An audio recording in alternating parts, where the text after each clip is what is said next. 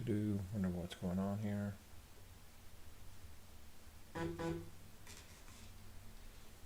Why is this taking longer than normal? Oh shit! What the heck? Okay, that's interesting. All right. Hi. Sorry about that. So, welcome you, Twitch. Welcome all those to my channel. For those who have been to my channel or my audience and who's aware of my channel, those who are not are aware. Basically, what it is um, I basically made a resolution to myself at the beginning of the year that at least once a week, I would do a live stream, talking about anything or everything, basically, whatever moment, whatever felt like talking at that moment in time. Usually, my channel is about stuff that whatever it is. I usually go unrehearsed. I usually talk about whatever it may be. It doesn't matter. Essentially, basically. Today, one of the things I'm going to talk about is basically, well, I did a live stream last week about some of my NFL picks. Honestly, I didn't really think my picks were going to come out. I thought maybe for sure I had something in place, but turns out that wasn't the case. Like for the case of the Giants game, honestly, as a Giants fan, I figured they weren't going to win because this is DeVito. I didn't know the Commanders were going to be that horrible compared to the Giants, but they were. As a Giants fan, I don't know if I should take that with be happy about it, because the thing is, I was hoping for them to tank. They didn't tank, unfortunately. That's kind of sad part about it. I wish they did, but they didn't. Sorry, I'm getting some messages. I got to take a quick look at. I'm so sorry.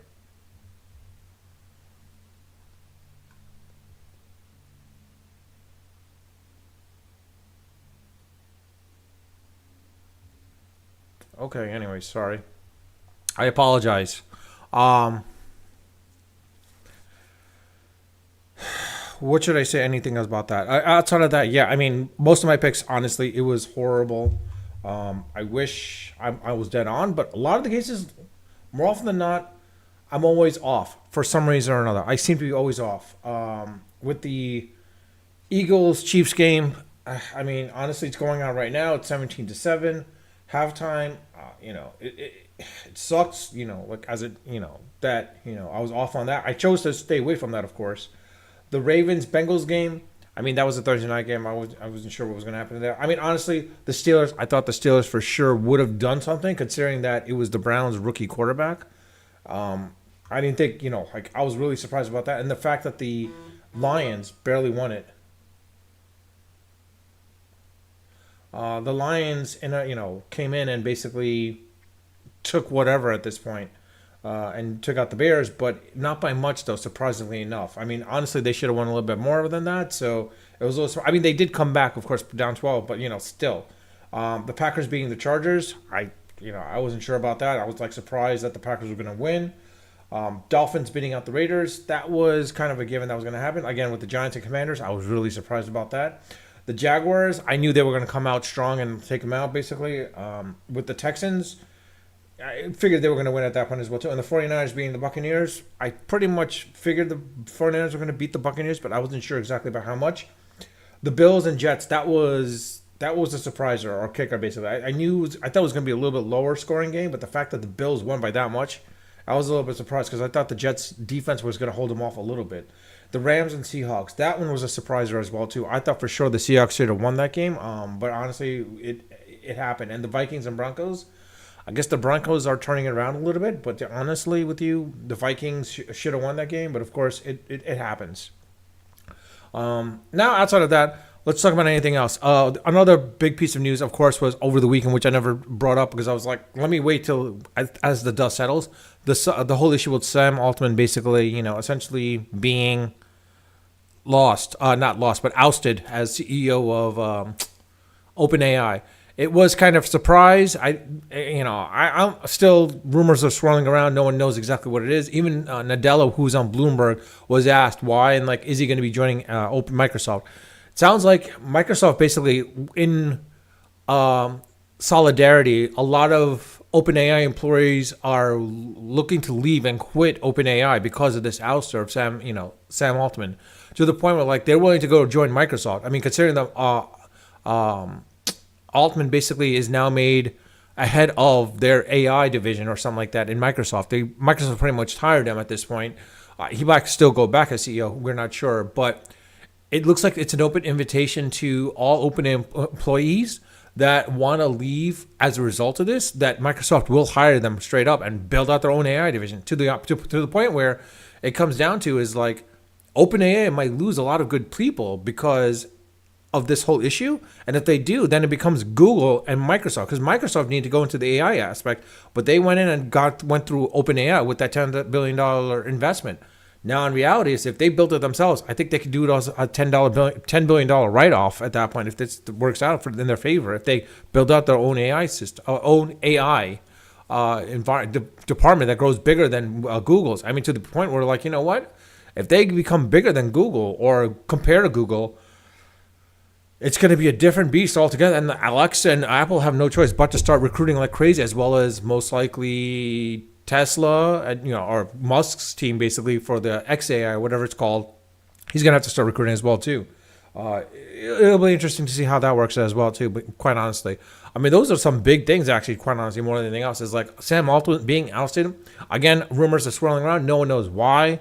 It'd be interesting to see what is exactly the reason why. I mean, once we find out, no, he's not even saying himself, and the board members are not saying anything. And the fact that like a lot of the investors, because the fact that the way OpenAI was set up, the investors themselves were not part of the board, because originally they were a not-profit company until they became profit. So those board members were not profit. So it's one of those things where I looked for the investors, and especially Microsoft, to pressure the board basically to step down so that they could, they themselves get on the board at that point. Because honestly, if it's an investment in this situation, it changes a whole different story altogether at that point. So it'll be interesting to see how this whole all plays out. But the real question everyone still wants to know is why would they, let him go? Everyone's thinking it's for not nefarious reasons. Everyone's thinking it's like, okay, Altman probably did something, or he was planning to do something. He's probably not telling the OpenAI board what it is.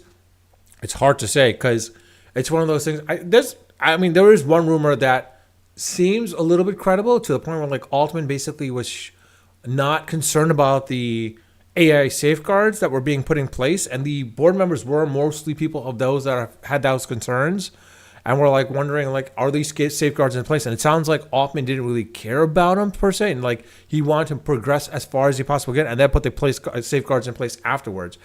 That's what it seems like. I don't know. Now it seems a little bit credible, but to be quite honest, if that's the reason why they let him go, that's the wrong reason, quite honestly, because like everyone else has safeguards, and to the point, let's be honest. You'll have the U.S. government and any other world governments basically getting into this. And it's like, hey, we need safeguards in place, or we will not let you go through whatever it may be. So I would not be surprised if that happens. It'll be interesting to see how, again, like what OpenAI does. If Altman doesn't come back, what happens with the rest of the employees? Will they go to Microsoft? If they go to Microsoft, it may become to a point where like between Google and Microsoft. And if that's the case, then Apple's got a serious amount of recruiting to do basically on the AI field.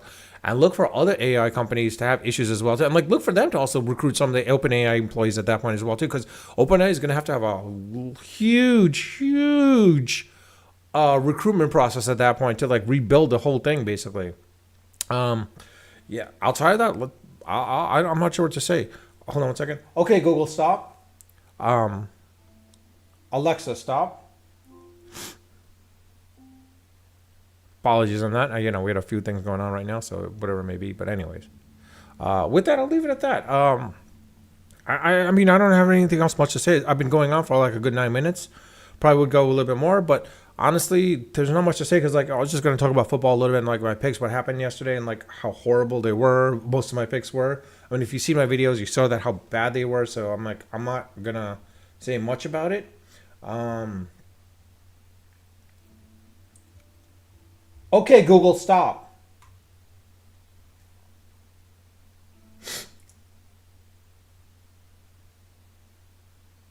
It'll be interesting to see also about the voting aspect of thing. Not voting aspect of thing, but between when everyone's done a poll, the whole thing with the poll where they said basically Trump has a 40 to 47% advantage over Biden if the votes were to happen today. It's interesting to see how that changed as well too. And of course, also, I mean, I'm trying to avoid politics, but this is an interesting, an interesting tidbit because the fact is, or interesting information because the more so the fact is how how this was the same sort of polling that was done between Hillary Clinton and Trump. It'll be interesting to see how if this is the same thing, or is this more of a case where like it's changing considerably and they've learned how to poll correctly. And also, of course, you got the whole thing with of Jimmy Carter's wife, Rosalind Carter. I mean, it's sad to see her, see that passing. But 96, she had a long, good run actually. And Jimmy Carter being alive still, it's pretty interesting. Like he has a run as well too. He's having a run. I mean, these two loved each other, so I would not be surprised of him passing due to being heartbroken. Quite honestly, within the year, basically, I could see that happening within the year. Sadly. Outside of that, yeah. I'm not sure what else to say, to be quite honest. I'll leave it at that, quite honestly. More than anything else, I'll just leave it at that. Let's go with that from perspective and see how everything goes at this point. I'll probably get a little technical one of these weeks. Not this week, unfortunately, because it's Thanksgiving week, so I'll be busy and all that stuff. I will say, though, one of the things that's interesting is how Snowflake is trying to put Streamlit and incorporate it into Snowflake.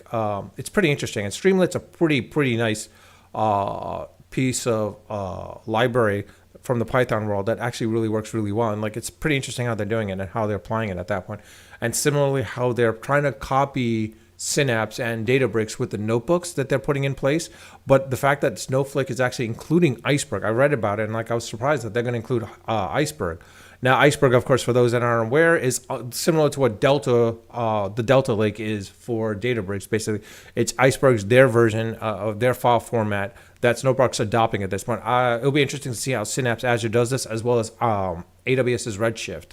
Of course, AWS's Redshift, it's kind of, like they have a long way to go to like rebuild a brand image at this point, quite honestly. And the other factor is like with Snowflake as well as Databricks, the two big factors that are going for them. They work on all the cloud platforms, so it's not a big thing. They work on Azure, Google, as well as AWS. So that's why a lot of people, if you were asking, why would anyone go with Databricks or why would anyone go with Snowflake? Because of the fact that they're cloud independent, they're cloud agnostic. They work on any cloud environment a cloud provider at that point. And they know what to go to at that point. I mean, they could try their own cloud versions, but in reality, they're using their best to get into all of them and work out in that situation. And that's why Microsoft is trying to create their own as well as and trying to lock you into their ecosystem. Similarly, what GCP is trying to do with their ecosystem, they're trying to lock you into their ecosystem with BigQuery. And of course, with AWS is trying to lock you into their ecosystem with Redshift. The question is, if you want to be into that ecosystem, all for it, go for it. If you want to be agnostic, it's a whole different story. Each one has its pros and cons. It's up to you to choose. But I'll leave it at that. I'll probably do another video somewhere down the line comparing the three and showing what the differences are. Not the three, but as far as between Redshift, Synapse, Snowflake, and Databricks, and which one's the best one that might be ideal for everyone. Considering that Azure is trying to come up with Azure Fabric, it'll be interesting to see how that works as well too. But with that, I'll leave it at that. For those who are new to my channel again, if you haven't subscribed, I do ask you to subscribe if you like my channel, like my video, like my content. For those who have, I thank you for that. And as always ended off basically, once this video becomes permanent, meaning for those that are on YouTube, it becomes permanent, you're welcome to leave a comment in the comment section. I do read all my comments and I do respond to them when they warrant a response. But with that, I'll leave it at that. Unfiltered.